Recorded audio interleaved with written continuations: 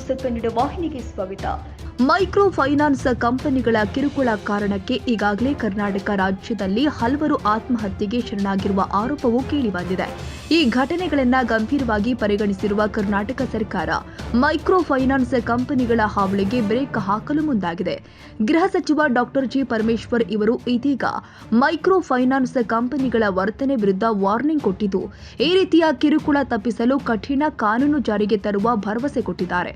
ಬೆಂಗಳೂರಿನ ಸದಾಶಿವನಗರದ ತಮ್ಮ ನಿವಾಸದ ಬಳಿ ಮಾಧ್ಯಮಗಳ ಜೊತೆಗೆ ಮಾತನಾಡಿದ ಗೃಹ ಸಚಿವ doctor G Parameshwar, micro finance ಕಿರುಕುಳ ಆರೋಪವನ್ನ ರಾಜ್ಯ ಸರ್ಕಾರ ಗಂಭೀರವಾಗಿ ಪರಿಗಣಿಸಿದೆ ಎಂದರು.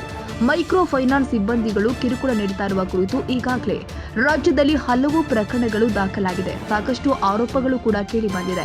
ಹೀಗಾಗಿ ಕರ್ನಾಟಕ ಸರ್ಕಾರವೂ ಕೂಡ ಇದನ್ನ ಗಂಭೀರವಾಗಿ ಪರಿಗಣಿಸಿದ್ದು, ಈ ಬಗ್ಗೆ ಸೂಕ್ತ ಮತ್ತು ಕಠಿಣ ಕಾನೂನು ರೂಪಿಸಲು ಚರ್ಚೆಯನ್ನು ಕೂಡ ನಡೆಸ್ತಾ ಇದ್ದೇವೆ ಎಂದರು.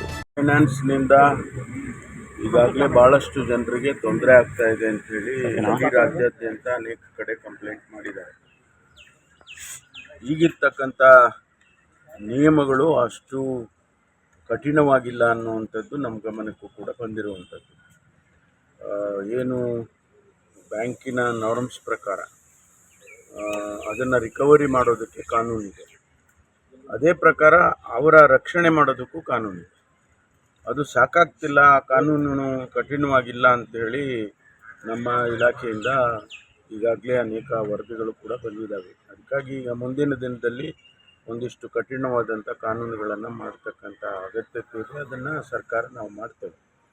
ಆದರೆ ಈ ಮಧ್ಯೆ ಏನು ಅವರಿಗೆ ಹೆರಾಸ್ಮೆಂಟ್ ಇದೆ ಅದನ್ನು ನಿಲ್ಲಿಸೋದಕ್ಕೂ ಕೂಡ ನಾವು ಅವರಿಗೆ ತಿಳಿಸಿದ್ದೇವೆ. ಮನೆಗಳಿಗೆ ಹೋಗೋದು, ರಿಕವರಿಗೆ ಏನಾಗಿದೆ ಅಂದರೆ, ಈಗ ಸಾಲ ತೊಗೊಂಡಿರ್ತಾರೆ, ಸಾಲ ವಾಪಸ್ ಕಟ್ತಾ ಇದ್ದರೆ ಅವರು ಅಂಡರ್ಟೇಕಿಂಗ್ ತೊಗೊಂಡಿರ್ತಾರೆ. ಈಗ ತಮಗೆಲ್ಲ ಗೊತ್ತಿದೆ, ಬ್ಯಾಂಕ್ನಲ್ಲಿ ಸಾಲ ತೊಗೋಬೇಕಂದ್ರೆ 16 ಕಡೆ ಸಿಗ್ನೇಚರ್ ಮಾಡಿಸ್ಕೊಳ್ತಾರೆ.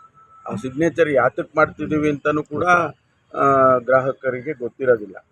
ಅದು ಕಮಿಟ್ಮೆಂಟ್ ಆಗಿರುತ್ತೆ.